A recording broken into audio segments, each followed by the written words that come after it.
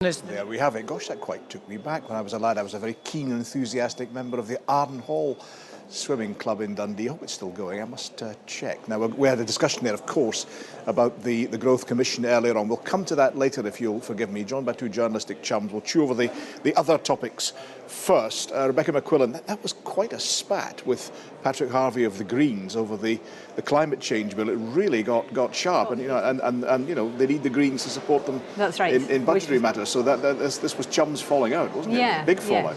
Yeah. So Patrick Harvie accusing the First Minister of sort of lacking ambition. Ambition today being one of her watchwords. She's pushing that message of hope and ambition with the Growth Commission report being published tomorrow.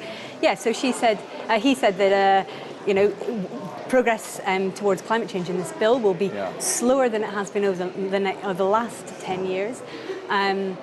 Criticising her for not setting a date for when Scotland will be carbon neutral, and she came back hard. She really did. She really did, saying, actually this is genuinely the most ambitious climate change bill in the world, and explaining why that was. Ian, she plainly wasn't going to be shifted on this one, was she? No, I think the lesson here is that it's all very well making very ambitious targets on things like climate change. It's another thing delivering them. Yes. And Patrick Harvie, quite right to point out that this is supposed to be a plan for a zero carbon emission future, which doesn't actually provide for zero carbon emissions. But I think she made a few valid points herself. This point that Sweden, for example, which is a net carbon neutral emissions country, actually buys a lot of its carbon credits, so it gets it that under the rail.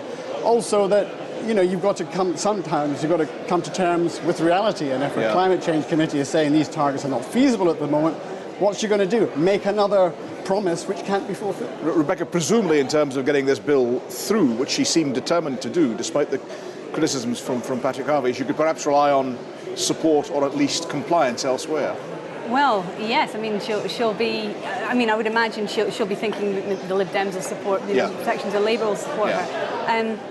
It might be quite a difficult position for the Greens to be in, not to support this bill, given that it will be sold as being extremely ambitious. But of course, as Ian says, targets are one thing, achieving them is another. The Scottish Government has repeatedly failed to meet its carbon emissions targets. And Ian, a difficult one to raise, because there is, as the First Minister pointed out, an industrial tribunal and employment tribunal and other inquiries taking place. But she was challenged by Rhoda Grant about the case that's been covered by the BBC of Deanne Fitzpatrick in the Marine Scotland. Yes, an employee of a government agency which is supposed to be overseeing fisheries in Scotland, behaving like a terrorist organisation, strapping somebody to a chair and abusing them for being, it is claimed. We don't know the truth of this, and neither does the First Minister, though she made pretty clear her horror and outrage at this picture. If the picture is authentic, we don't actually know that. We don't know the circumstances under which the picture was taken. Nevertheless, seeing an employee taped up as if they're a hostage of a terrorist group is not a good look for a government agency, and she's right to raise serious questions. And she announced an inquiry of her own briefly, Rebecca. Sorry? She announced an inquiry of her own. Exactly. So she really wanted to show that she took this extremely seriously. So there was no messing about. It was the Permanent Secretary's been asked to investigate, and the Permanent Secretary is going to report to me personally. Which I think, given that she was constrained about what she could say, made very, very clear that she takes this extremely seriously. Right, hang on a tick, chums. Thanks for that. Thanks for those discussions, and of course on the various points there. Now, the Growth Commission, that's the SNP Sustainable Growth Commission, final report due tomorrow. We mentioned it earlier, but we'll talk about that with our journalistic chums in a second. But I took a chance earlier to speak to two MSPs, Jackson Carlo from the Conservatives, began by asking Ivan McKee from the SNP if it was possible to match the growth rates of other small countries. Why didn't they get on with it now? Well, you know the answer to that question, Brian. The reality is that the 12 countries we're looking at in this report are independent. They've got full control of their economic policy. They aren't dragged back by a Westminster government as a focus, frankly, elsewhere in the UK, on London and the South East. They've got governments that can decide economic policies that suit their industries, their population, and the direction they want to go in. That's the difference. Jackson Carlo, Westminster's a drag.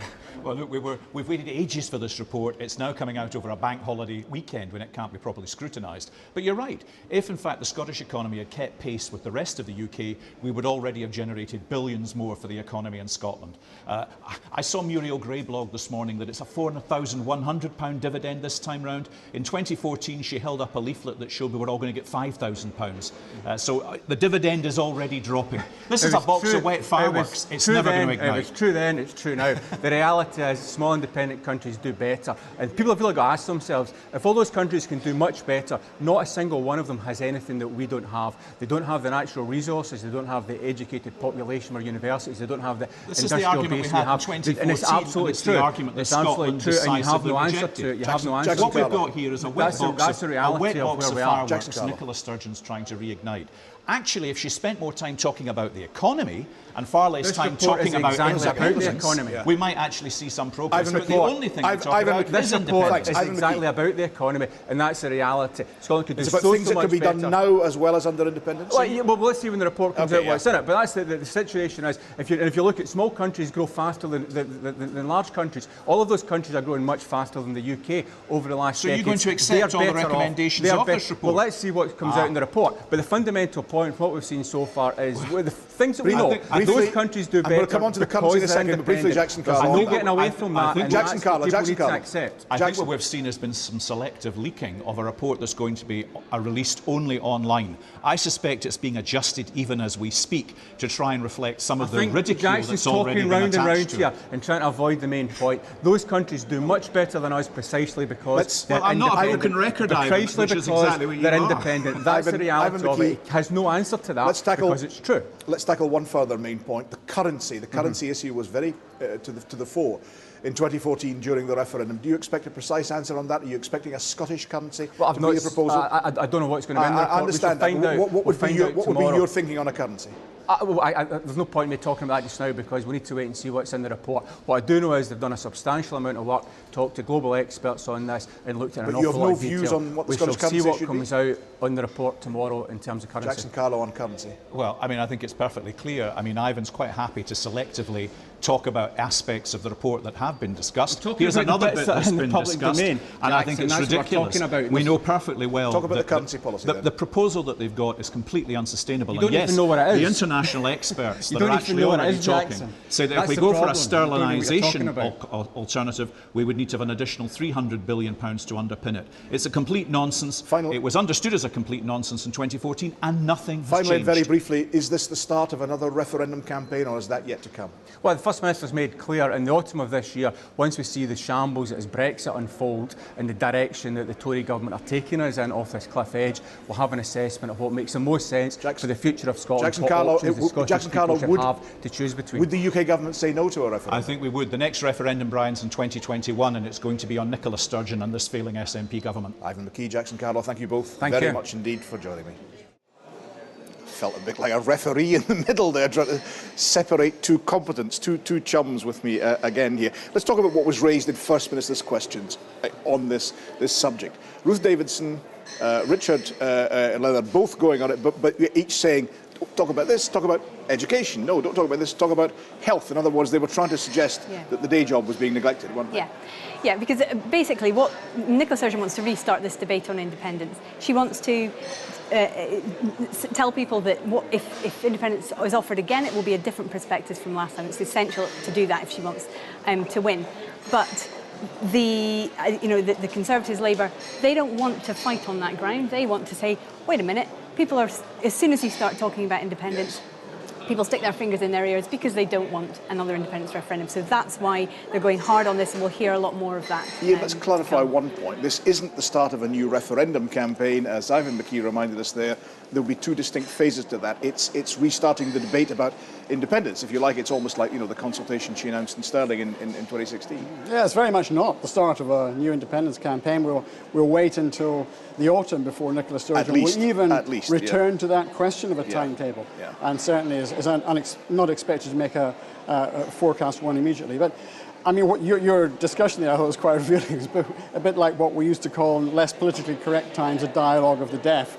And I think that's going to go over the heads of most of the people who are reading about this story in the coming days. I think there's a fundamental problem with this argument about growth, that small countries necessarily have higher, faster growth than large countries. Look at China, the largest country in the world. It has by far the fastest growth rate on the planet.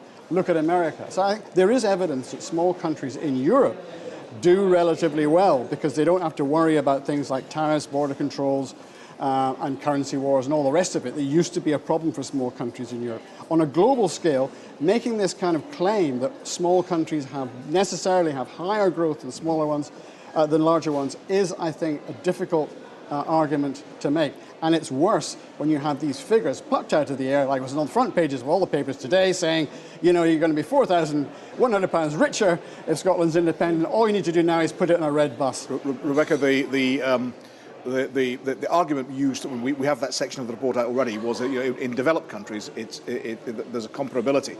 Also, the suggestion today is that there is nothing in Scotland that intrinsically holds it back from having the economy of Denmark, Finland or New Zealand or the other 9 that's mentioned. Yes, that's right. I mean, I suppose the argument, what they absolutely have to get away from is voters feeling that the economically safe option is to stay within the UK. Yes. Particularly, you know, obviously we have Brexit going on at the moment, but Brexit won't be going on forever. And that's why they have to sell this message that small is best. You know, picking up on Ian's point there about the £4,100 figure, I was really quite surprised that at this stage they're already putting out a figure like that, because, you know, that is going to trigger the eye roll response in a lot of people. They're going to think, well, we had this last time and we didn't know who to believe, and here we go all over again. It is, you know, any figure like that is a hostage to fortune, and you know, it's perhaps questionable whether that was the right strategy. Okay, thanks both very well. Literally in a word, Ian, the date for the referendum, is it the 2021 that Jackson Carlo, or do you expect it earlier? A referendum? He didn't say, wasn't talking about a referendum in 2021, he was talking about the election in 2021 being a referendum after that, on Nicola Sturgeon. I don't know, sometime after 2021, not before. Ian, Rebecca, thanks both very much indeed. We'll be covering, of course, the details of that Growth Commission both later today and, of course, tomorrow when we get the full publication. From me, Brian Taylor, toodaloo.